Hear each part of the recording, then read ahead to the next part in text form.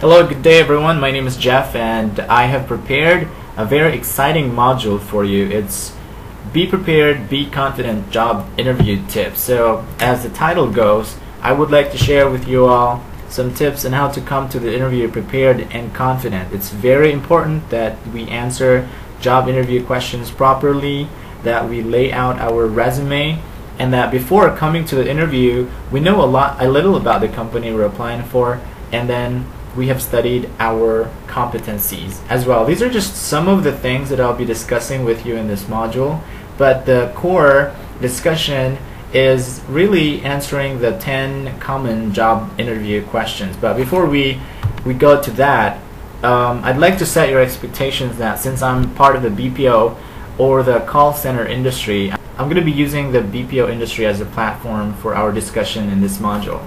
And as such, I would like to start with the overview of the screening process in call centers. Okay? The phone screening is considered an interview itself. So if you submitted your resume online, you'll get a call from a company representative who will go over your resume, your work experience, who will also set your appointment. But what's really happening behind the scene is that the company representative is assessing your accent, your pronunciation, your fluency, your grammatical control, your voice tone over the phone. So basically, before you can sell your qualifications, you've got to possess conversational skills in English.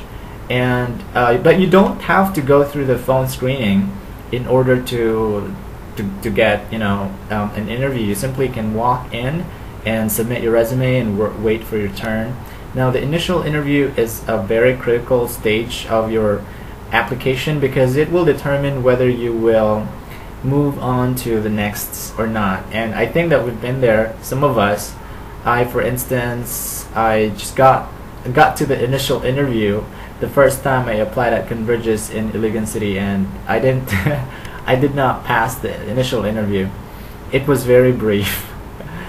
Okay, moving on, I would like for you to brace yourself for different examinations.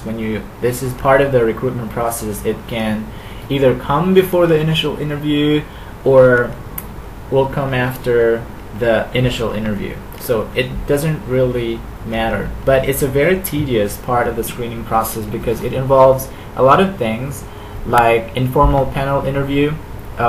You'll be asked to also read a paragraph or two, and that is again to assess your pronunciation and your what we call liaisons, or your voice tone or your accent. Computer-based exams include simulations, grammar tests, math tests, and typing. Role plays are also very stressful. I can remember when I applied at Italicare, that was towards the tail end of the hiring process, just before the final interview, just before the contract signing. What happened there was I played the part of the customer service representative and outbound sales. But it's very stressful because you will act as an agent, and then your interviewer will act the part of your customer, and it's done over it's really done as a phone conversation, not as a one-on-one role play. And lastly, you have hypothetical questions, and you can actually download a lot of hypothetical questions on the net and try answering them yourselves at home in order for you to prepare for hypothetical questions, because they are intended to test how quickly you can think and how you can elaborate your answer. There's no right or wrong answers, by the way. It's just when I was at Convergys, I was asked, if you were elected president of the Philippines, what will your flagship programs be? And I said housing and education. Housing because when I was a kid, I remember we lived in a rural area, in the countryside, up in the mountains, and I remember my family moved from one house to another about 1 or 2 years, and we did that for 7 years. So housing, and then education, because I believe in the power of education to free us from poverty, and a country of educated people is progressive and something like that.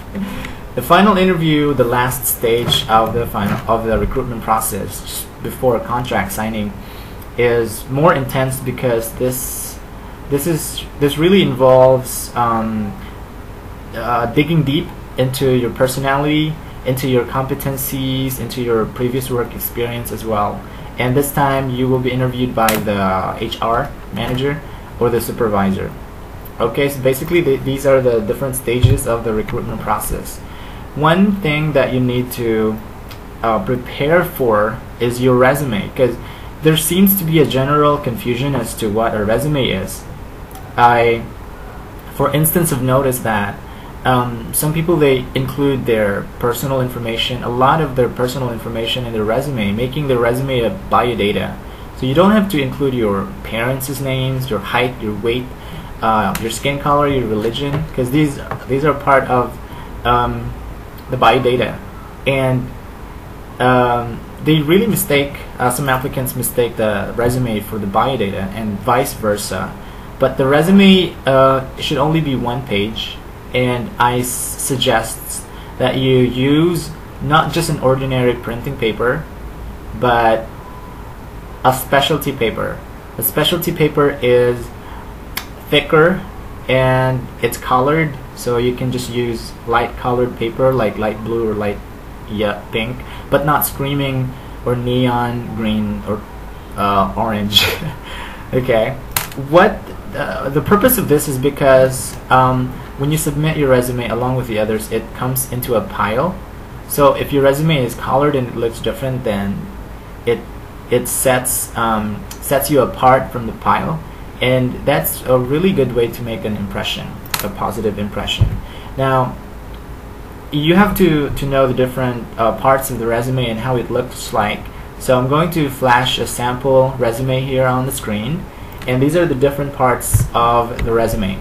Okay, it starts with your general contact information at the top, followed by the objective, which is a one-liner, as it expresses the position that you're applying for, followed closely by the profile information, which encapsulates your qualifications. So basically the profile information says I am qualified for this job.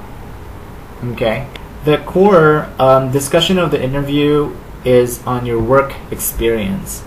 So the section is very detailed, and it needs to be worked on properly. This section starts with the most recent work experience, and the other two parts of the resume are the educational background, where you indicate there your college and high school education. Another part is the last part is the core competencies, and this is the part where you indicate the special skills that you possess, your knowledge of software like Lotus or some other programs, your knowledge of basic or not so basic or advanced computer operations, your sales experience, your typing speed, pretty much everything, skills that are not, skills that are on top of your work experience that will set you apart, that will give you an edge over the other applicants. So to summarize our discussion on the resume is the printed version of your qualifications. It's the representation of yourself in print. So make sure that you do not have typographical errors. Pay attention to the nitty-gritty details of your resume, like the punctuation marks, whether you set the letters in italics or bold, and the layout of the resume itself. I hope that you found that very helpful. Let's move on to the job requirements of a CSR, or customer service, or TSR, technical support representative. These requirements are taken from an actual job posting online, but you can actually collapse them into 4. The first one being educational requirement, and most call centers, they require that you finished at least 2 years in college, followed by excellent oral and written communication skills in English. The third requirement is basic knowledge in computer operations, and then you can collapse items 4 to 10 or to 9, 4 to 9 into customer service orientation. Now let me tell you that you have to study the requirements of the job post, because if you did not study the requirements, then you won't know if you're qualified or not. And if there's one requirement there that you did not qualify, you will end up wasting the time of the company representative and your time as well. Again, it's very necessary that you study the requirements of the job opening to know whether you qualify or not. But the more important reason there is you study the requirements of the job so that you can cross-reference your responses to the questions that you will be asked later. You can cross-reference your responses to the job requirements. We will delve into how to answer job interview questions later on, based on the job requirements. Okay. Lastly, we have this knowing yourself better, what employers are looking for. If I were a businessman and I'm planning to put up a restaurant, I'm going to be looking for people who will work for me, right? And I'm going to be thinking about what qualities I'm going to be looking for in my potential employees. So I'm going to say, I'm going to look for people who are friendly, who are hardworking, who are honest, and who've got college education, people who know how to interact with customers, things like that. So these are just random, but if you set them into categories, you will have a pattern. And the beauty of this discussion is that you will know your areas of strength, your strong points and your weak points, and the things that you need to work on as you apply. The first set of traits is what we call the personal traits, and this is pretty self-explanatory. Traits like friendly, hardworking, passionate, down to detail-oriented and strong-willed. So those are personal traits, and basically interview questions are designed to probe whether you possess these personal traits. Another very important category of traits is what we call professional. It's a separate category altogether because this relates to your work experience. What makes a professional? Professional is somebody who's got a degree. Like if you have a degree in accountancy, right? So if you're applying as an accountant, you have got to have a degree in accountancy, versus somebody who's applying for that position who doesn't have a degree, right? And it's not only that you have a degree, you've got to have work experience. So somebody who claims he or she is just friendly, versus an applicant who's got a college degree in accountancy and who's got work experience, right? So I hope that makes sense. Apart from that, what makes you a professional is your seminars and the trainings that you have attended. And it's not enough, for instance, that you just have a degree in nursing or engineering or an education. You have to have a license as well. So like a licensed doctor, a licensed engineer, or certificates for that matter. Okay. The business traits, the last category, kind of goes with your professional traits. And these traits include customer service orientation, which is again the ability to interact with customers, provide them great service, make them feel valued. Creativity, which is the ability to think outside of the box. Sales background, leadership, technical knowledge, presentational skills, multitasking skills. And if you notice, these are key competencies to ensure that the business succeeds. or that the business thrives. So again, how do these three work together? If I'm applying for the first time, I'm an entry-level applicant, and for instance, I don't have a work experience. If I'm applying for a customer service representative post, I can say, I am hardworking, I'm friendly, I'm a team player, I'm success-driven. But there's not much to talk about my work experience in the field because I just graduated, right? So I'm gonna focus on my personal traits, because the company representative who is interviewing me is gonna go, how will this work for you since you don't have any call center background? And I'm gonna say, yes, I understand that. However, I'm very willing to learn, I'm very patient, so things like that. That's how you sell your qualifications. So if you notice the graph here of an entry-level applicant, the personal traits they score higher relative to professional and business traits. So this graph is actually very important in the sense that it will serve as your mind frame in selling your competencies. Okay. Right, and then what are the tips on, these are the general tips on answering interview questions, okay? And lastly, I need for you to believe in the power of prayer. I really believe in the power of prayer and pursuing intimacy with God.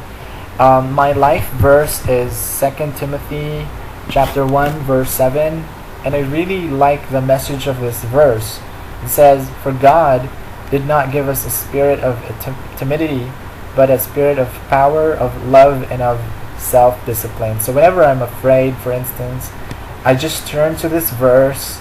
And then another verse that I really like is Jeremiah 29 verse 11. It says, "For I know the plans I have for you, declares the Lord, plans to prosper you and not to harm you, plans to give you hope and a future." Yeah, but again, I think that you have to trust God that He will work through your life, and that He has in store for you a hopeful and a bright future. All right, now these are the 10 common job interview questions. Whether you're applying, whatever position it is you're applying, I'm going to just flash the questions on the screen, and you can just copy them or keep them in mind, because we will answer these questions in the second part. Thank you so much for listening, for watching, and I'll see you on the second module.